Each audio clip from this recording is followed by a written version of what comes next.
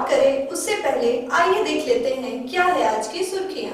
Headlines के प्रायोजक हैं Crest Care multi specialist hospital, Dwarpahari road, Jamua थाना के निकट, Giridih. Hotel the Breeze, Bodo new Carmel school के निकट, ससांक बेड़ा, गिरिडीह। प्रसिद्ध रेडियोलॉजिस्ट डॉक्टर शैलेंद्र कुमार चौधरी द्वारा संचालित नव अल्ट्रासाउंड एंड डायग्नोस्टिक सेंटर और आपकी खूबसूरती को लगाए चार चांद। खूबसूरत फैशन, मकतपुर चौक, गिरिडीह। गिरिडीह में जारी है हाथियों का कहर। मुफस्सिल क्षेत्र के जसपुर में महिला को कुचला, सदर अस्पताल में इलाज के दौरान मौत।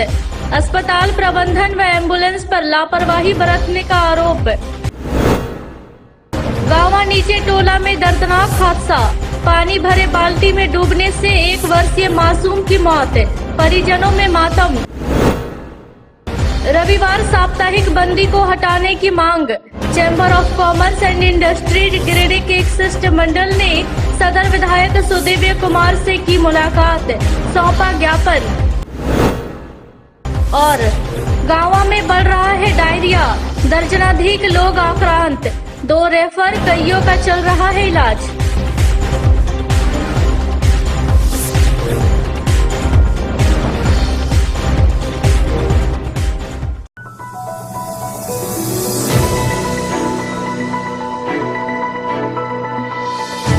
गिरिडीह जिले में हाथियों का कहर जारी है। एक बार फिर हाथी ने एक महिला को बुरी तरह से कुचल दिया, जिसके बाद उसकी स्थिति गंभीर हो गई। घटना के बाद घायल महिला को शनिवार की रात सदर अस्पताल लाया गया, जहां से उसे धनबाद रेफर कर दिया गया, लेकिन तत्काल 108 एम्बुलेंस की सुविधा नहीं मिलने के कारण महिला की मौत हो गई। घटना मुफस्सिल थाना क्षेत्र के जसपुर पंचायत स्थित चुंगलो गांव की है। मृतका दिव्यांग विकास तुरी की पत्नी खुशबू देवी थी।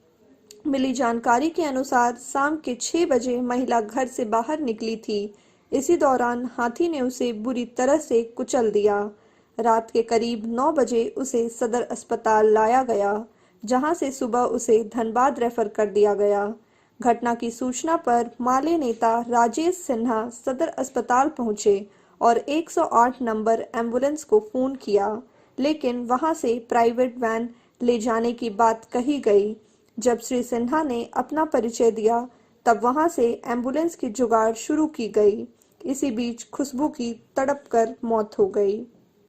इधर इस मामले में श्री सिन्हा ने 108 एम्बुलेंस को दोषी ठहराते हुए कहा कि हाथी का कहर से ज्यादा खतरनाक सदर अस्पताल संबंधित अधिकारी और जनप्रतिनिधि हैं। यदि रात में पहल कर खुशबू को रेफर कर दिया जाता तो शायद वह बच जाती।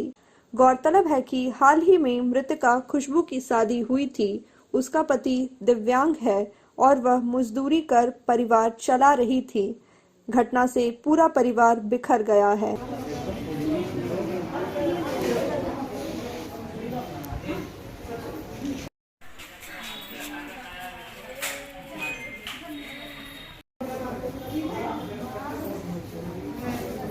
चल रहे अपने दम मुआवजा वगैरह जो पैसे हैं चला बाकी अरे ना वीडियो करी ना। कहाँ घर है? कौन थाना? क्या हुआ था? हाथी मार। कैसे? अचानक घर से निकला, घर के बगले में मार। कैसे कब हुआ ये घटना? 6 बजे। 6 बजे। तो क्या हाथी का झुंड था? कितने हाथी थे? ये बात और देख नहीं पाए थे? नहीं, अचानक आगे फिर सर मार दिया। ये कहाँ थी ये? क्या नहीं, ये कहाँ पे थी आपकी पत्नी? घर के बगले में नहीं। घर के बगल में, आंगन में? Yes sir. क्या करते आप? हम कुछ नहीं करते, वही हमको निर्भर करता है। विकलांग भी है सर, वही हमको निर्भर करता है, काम नहीं करता। और आप विकलांग भी हैं? Yes sir. हम जसपुर पंचायत से बोल रहे हैं। जैसे कि हमारे गांव में कल हाथी आ गई थी रात में, और हमारे पड़ोसी जो हैं गुड्डू तुरी हैं, उनकी वाइफ को कल शाम 6 बजे लगभग हाथी अचानक आ गया और इनको घायल कर दिया। इनके जांघ में बहुत ज़्यादा ही चोट है और ये विकलांग, इसका हस्बैंड भी विकलांग है और ये इलाज कराने में असमर्थ और यह सरकारी हॉस्पिटल में आकर भी आए यहाँ पर, और यहाँ पर भी इनको दवाई खरीदना पड़ा। इनको बहुत ही दिक्कत हो रहा है यहाँ पर। अभी फ़ोन आया था 9 बजे के लगभग में जसपुर से। इनके पति और कई लोग जसपुर से फ़ोन किए थे। जैसे हम यहाँ पे आए तो पता चला कि रेफ़र कर दिया गया है। हमने 108 को लगाया, एम्बुलेंस वाले को। 108 ने कहा कि प्राइवेट कर लीजिए, प्राइवेट से कर लीजिए। जैसे ही मैंने अपना परिचय दिया कि मैं मालिक राजेश सिन्हा का हूँ, हड़बड़ा के उसने तुरंत बेगाबाद और पचम्बा के एम्बुलेंस को भेजना शुरू किया। लेकिन इसी बीच में मौत हो गई। कहने का ये अर्थ है कि पहले तो एम्बुलेंस वाले को, अगर कोई आम आदमी या साधारण आदमी फ़ोन करता है तो उसको प्राइवेट वाला की क्या सेटिंग है, हमारा ये कहना है। दूसरा, हम फिर इस विषय पर आते हैं कि जब आपका हाथी को कुचलने के बाद, मर जाने के बाद मुआवजा है, तो जीवित में क्या उसका इलाज भी नहीं है। इनके पति ने जाके बाहर से जाके दवाई लिया है, एकदम लापरवाही। यहाँ जैसे हम आए तो हड़बड़ में तुरंत नर्स से बात किया। नर्स से बात करने के बाद सुई वगैरह जो लगाना था, हमने अपनी आंखों के सामने तड़पते हुए देखा, मरते हुए देखा। ये बहुत ही खराब लगता है। ये पूरा का पूरा लापरवाही है। हम सरकार से और यहाँ प्रशासन से भी कहना चाहते हैं, यहाँ के जो सदर हॉस्पिटल के प्रशासन से, उससे भी कहना चाहते हैं कि एकदम खराब व्यवस्था, इस व्यवस्था को बेहतर करें। और बेहतर नहीं करेंगे तो माले जो है अपने अनुसार से जब शुरू करेगी आंदोलन है तो टेंशन क्रिएट कर देगी। एक जरा व्यवस्था नहीं है। गरीब लोग यहाँ आते हैं, बाकी जिनके पास पैसा वो प्राइवेट में चले जाते हैं। प्राइवेट क्या, ये सरकारी हॉस्पिटल प्राइवेट इस हॉस्पिटल के लिए आप बढ़ावा देने के लिए काम कर रहे हैं क्या? एकदम बेकार है। मौत यहाँ पे है। मौत का एक तरह से सौदेबाजी होती है और झूठा प्रचार और प्रसार होता है। हम इसके खिलाफ हैं। इसकी जो मौत हुई, मुआवजा तो मिलना तय है, मिलेगा ही। और जिस प्रकार से आसपास लोगों को, आम लोगों को, मतलब एक जनप्रतिनिधि के द्वारा इग्नोर कर दिया जाता है, ये गलत है। हम इसका विरोध करें।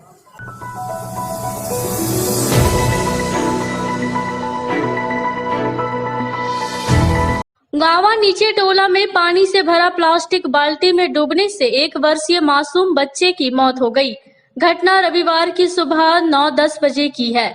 बताया जाता है कि देवरी प्रखंड के घोसो निवासी राजेश शर्मा के 1 वर्षीय पुत्र रिद्धांशु कुमार अपनी मां के साथ कुछ दिन पूर्व नानी घर गांव आया हुआ था। रविवार की सुबह रोज की तरह वह घर में खेल रहा था। इसी बीच खेलने के दौरान वह घर में पानी से भरा 20 लीटर के बाल्टी में डूब गया। कुछ घंटे के बाद घर में बच्चा नहीं देखने पर स्वजन खोजबीन करने लगे। तब देखा कि घर में रखे हुए पानी के बाल्टी में वह डूबा हुआ है। मौके पर स्वजनों ने बाल्टी से बच्चे को बाहर निकालकर तुरंत अस्पताल पहुंचाया, जहां डॉक्टर सालिक जमाल ने उसे मृत घोषित कर दिया। घटना के बाद परिजनों का रो रो कर बुरा हाल है।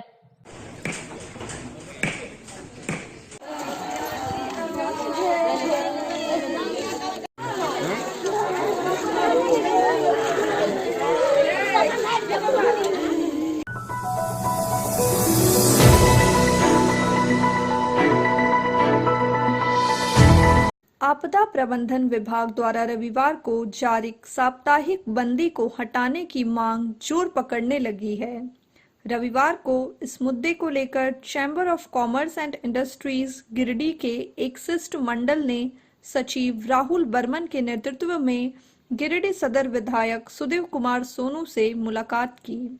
वहीं एक ज्ञापन सौंप साप्ताहिक बंदी को हटाए जाने की मांग की।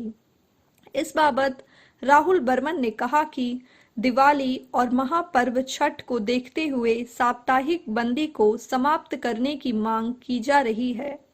ने एक माननीय मुख्यमंत्री के एक ज्ञापन सौंपा, जिसमें हमारे स्थानीय विधायक श्री सुदीप कुमार सोनू के द्वारा, इसमें हम लोगों ने मांग किया कि रविवार को साप्ताहिक बंदी अभी आरंभ है, तो त्योहारों का सीजन है और एक आस्था का महापर्व छठ पूजा दीपावली का आगमन होने वाला है।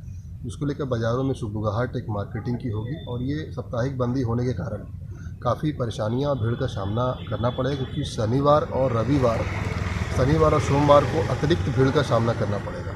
इसी को लेके आज स्वर्ण व्यवसायी और तमाम ऑटोमोबाइल्स, कंप्यूटर, बैटरी, जूता चप्पल के सारे ने आग्रह किया था चैम्बर से कि हम लोगों ने एक आवेदन दिया है। माननीय विधायक जी ने आश्वस्त किया है कि ये सीएम से बात करके उचित कार्रवाई करने का हम लोग प्रयास करेंगे।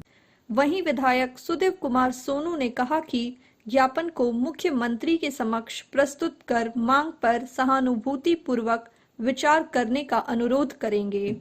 शिष्टमंडल में उपाध्यक्ष संजय कुमार, कार्यकारिणी सदस्य धर्म प्रकाश, उदय भदानी, राहुल कुमार, मशरूर सिद्दीकी शामिल थे।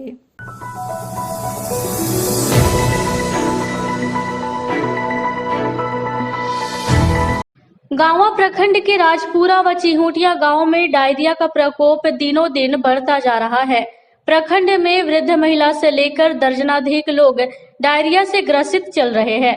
बता दें कि प्रखंड के हिराहिर निवासी 52 वर्षीय जागेश्वर प्रसाद यादव, 5 वर्षीय 37 वर्षीय कलवा देवी व 7 वर्षीय प्रिंस कुमार सभी चिहुटिया निवासी डायरिया से ग्रसित है, जिसके बाद शनिवार की रात गांवा CHC में भर्ती कराया गया। वहीं 5 वर्षीय निवास कुमार की गंभीर स्थिति को देखते हुए गिरिडीह सदर अस्पताल रेफर कर दिया गया। वहीं रविवार सुबह को 50 वर्षीय जानकी देवी, 30 वर्षीय दिनेश राय, 30 वर्षीय लखिया देवी, 24 वर्षीय मंजू देवी व 17 वर्षीय पिंटू राय सभी राजपुरा निवासी को गांवा CHC में भर्ती कराया गया है। फिलवक्त सभी का इलाज किया जा रहा है। गांवा में लगातार डायरिया मरीजों की बढ़ती संख्या पर गांवा सामुदायिक के चिकित्सा प्रभारी डॉक्टर चंद्रमोहन प्रसाद ने कहा कि डायरिया फैलने का कारण कुआं का गंदा पानी का सेवन हो सकता है। स्वास्थ्य विभाग की टीम लगातार स्थिति पर नजर रखे हुए है। वहीं जीप सदस्य इमरान अंसारी ने कहा कि गांवा प्रखंड में डायरिया भयावह रूप ले रहा है। हर दिन मरीजों की संख्या बढ़ती जा रही है। गांवा में स्पेशल राहत टीम की मांग को लेकर पत्राचार करेंगे। वहीं उप प्रमुख नवीन यादव ने जिला प्रशासन से युद्ध स्तर पर आगे आकर काम करने का आग्रह किया है।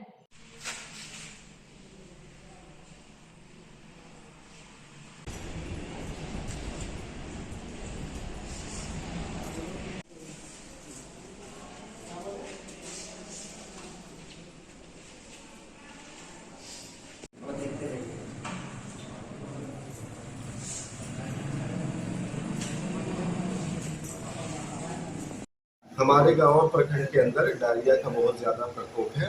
आज भी करीब 16 मरीजों का प्राथमिक उपचार किया गया अथवा 2 मरीजों को सदर अस्पताल गिरिडीह रेफर किया गया। इसलिए आप लोग से निवेदन है कि जब भी खाना खाए तो हमेशा हाथ धोकर ही खाए और पानी पिए तो उबाल कर ही पिए और आसपास अपने सफाई का जरूर ध्यान रखें।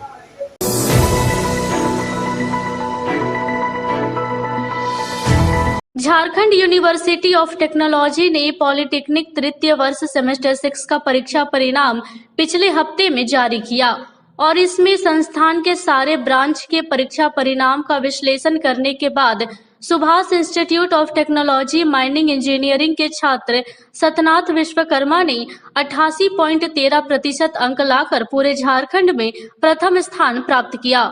गौरतलब है कि पूर्व में भी सुभाष इंस्टीट्यूट ऑफ टेक्नोलॉजी के माइनिंग इंजीनियरिंग के छात्र ऋषभ सिंह ने वर्ष 2018 और 2019 में स्टेट टॉपर का खिताब हासिल किया। सतनाथ विश्वकर्मा ने भी 2019 और 2021 में स्टेट टॉपर का खिताब हासिल किया। इस उपलक्ष्य पर संस्थान के अध्यक्ष संजय सिंह ने इसका पूरा श्रेय माइनिंग विभाग के विभाग प्रमुख और उनके शिक्षकों को दिया। संस्थान के निदेशक विजय सिंह ने बताया कि सुभाष इंस्टीट्यूट ऑफ टेक्नोलॉजी अपने 5वें वर्ष में प्रवेश कर चुका है और साथ ही अपने लक्ष्य की ओर निरंतर अग्रसर है। उन्होंने सतनाथ को आशीर्वाद दिया, साथ ही उनके उज्जवल भविष्य की शुभकामनाएं दी। नमस्कार जी, मैं सतनाथ कुमार विश्वकर्मा। मैंने अभी अपना diploma Subhash institute of technology से माइनिंग इंजीनियरिंग के फील्ड में कंप्लीट किया है। इस कॉलेज में 3 इयर्स के क्या मेरे एक्सपीरियंसेस रहे हैं, मैं आप सभी के सामने से। सुभाष इंस्टीट्यूट ऑफ टेक्नोलॉजी के लिए बहुत ही गर्व का दिन रहा है। हमारे संस्थान के माइनिंग इंजीनियरिंग के छात्र सतनाथ कुमार विश्वकर्मा ने 88.13% नंबर लाकर लगातार दूसरी बार स्टेट टॉपर का खिताब हासिल किया है। उन्होंने यह खिताब वर्ष 2019 में भी हासिल कर चुके हैं। इससे पहले ही संस्थान के एक और छात्र ऋषभ सिंह ने, जो कि 2020 पास आउट बैच के हैं, उन्होंने यह खिताब 2018 और 2019 में लगातार 2 बार हासिल किया है। सुभाष इंस्टीट्यूट ऑफ टेक्नोलॉजी सफलता का विवराय बन चुका है।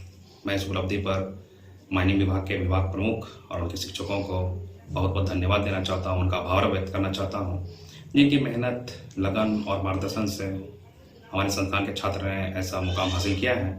मैं संस्थान के निदेशक श्री विजय सिंह सर का भी बहुत बहुत धन्यवाद देना चाहता हूँ, जिनके कड़ी मेहनत से और जिनके मार्गदर्शन से आज हमारे संस्थान के छात्रों ने एक ऐसा कीर्तिमान हासिल किया है। मैं अपने संस्थान के प्रभारी प्राचार्य श्री कौशल हंसराज सर का भी बहुत बहुत आभार व्यक्त करना चाहता हूँ, जिनका जिन्होंने समय समय पर रहकर छात्रों का उत्साहवर्धन किया, इनके मार्गदर्शन से आज यह मुकाम हासिल हुआ है। धन्यवाद।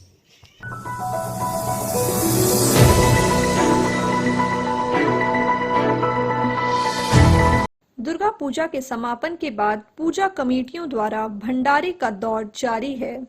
रविवार को शहर के बरगंडा स्थित विश्वनाथ मंदिर सार्वजनिक काली मंडा में भंडारे का आयोजन किया गया। हालांकि कोरोना के मद्देनजर इस बार भंडारे का स्वरूप बदला नजर आया। इस बार पूजा कमेटी द्वारा गाइडलाइंस को देखते हुए बैठाकर भक्तों को प्रसाद नहीं खिलाया गया। इस बार पैकेटिंग कर कमेटी द्वारा भक्तों के बीच प्रसाद का वितरण किया गया। बताया गया कि वर्षों से यहां पूजा के बाद भंडारे का आयोजन किया जाता आ रहा है, जिसमें हजारों की संख्या में भक्त प्रसाद ग्रहण करते हैं। लेकिन इस बार पैकेटिंग कर भक्तों के बीच भंडारे का प्रसाद वितरित किया जा रहा है।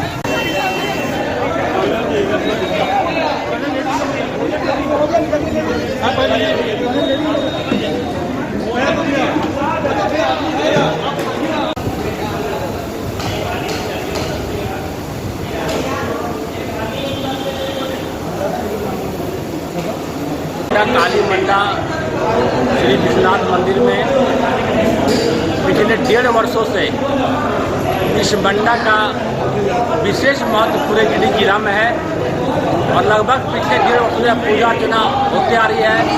और प्रियदशमी के यानी माता की प्रतिमा विसर्जन के बाद दूसरे दिन यहाँ पर भंडारा का भव्य आयोजन किया जाता है। इस भंडारा में लगभग 7,000 लोग बैठकर पहले मंडप पे खाते थे और लगभग 2 टन अनाज सब्जी लेकर 2 टन का प्रसाद बनता था।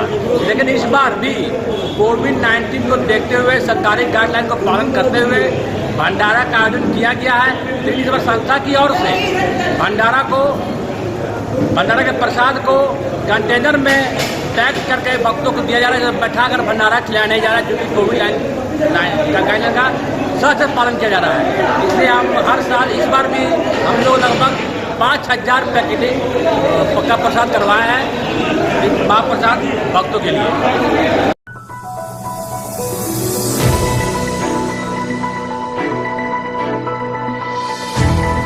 इधर श्री शक्ति मां दुर्गा समिति BBC रोड गिरिडीह में भी भव्य भंडारे का आयोजन किया गया। मौके पर नीलेश सिन्हा ने बताया कि दुर्गा पूजा की यह 25वीं वर्षगांठ थी। पूजा के बाद लगातार यहां भंडारे का आयोजन होता आ रहा है। भक्तजन प्रसाद ग्रहण कर माता रानी का आशीर्वाद प्राप्त करते हैं। पूजा को सफल बनाने में रितेश सिन्हा, राजेंद्र लाल बर्नवाल, विजय प्रजापति, चेतन विश्वकर्मा, संस्कार, रवि राम, मयूर विश्वकर्मा, अजय राम, प्रेमचंद्र वंशी आदि का सराहनीय योगदान रहा।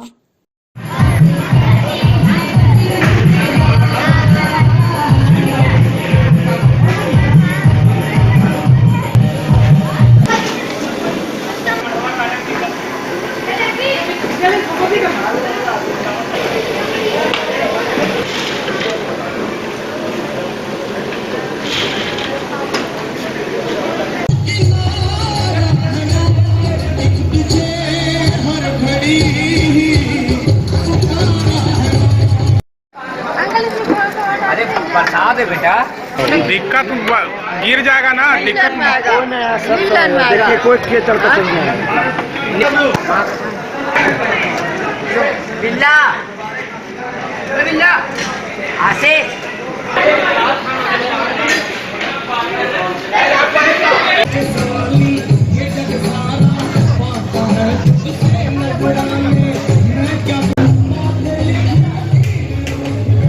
नवरात्र की पूजा के बाद विजयदशमी में भगवती के विसर्जन होने के उपरांत में भंडारे का आयोजन इसलिए किया जाता है कि जो भी लोग हैं भगवती के प्रसाद को ग्रहण करें और पुण्य के भागी बने और लाभ को प्राप्त करें। जय माता।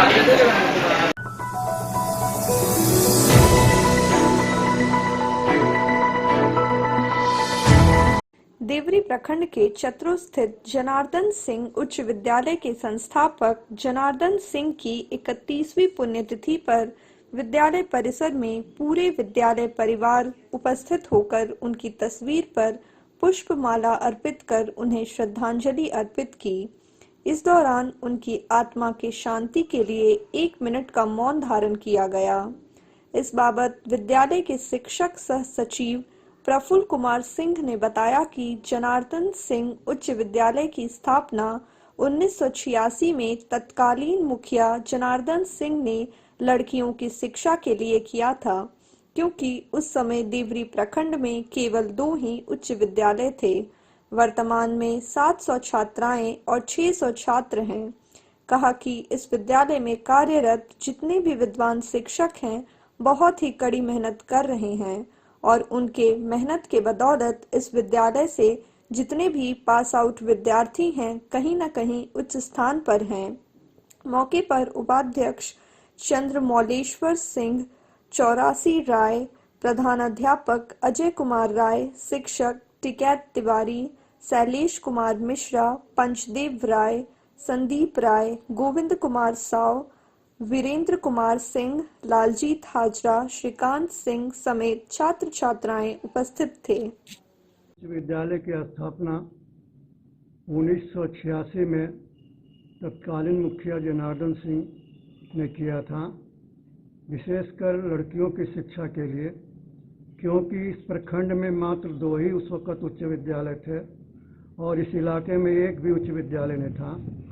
इसलिए लड़कियों को पढ़ाने के लिए विशेषकर इस विद्यालय की स्थापना उन्होंने की थी।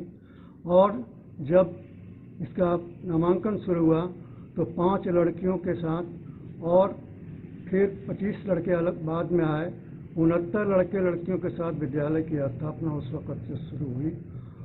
और अभी वर्तमान समय में यहाँ 700 छात्राएं हैं और 600 छात्र हैं। और इन सब विद्यार्थियों को पढ़ाने में मेरे विद्यालय में कार्यरत जितने भी विद्वान शिक्षक, हमारे शिक्षक कर्मचारी बहुत ही कड़ी मेहनत कर रहे हैं। हमारे द्वारा पढ़ाए गए जितने भी विद्यार्थी हैं ऊंचे से ऊंचे स्थान पर जाएं और इस विद्यालय का नाम रोशन हो।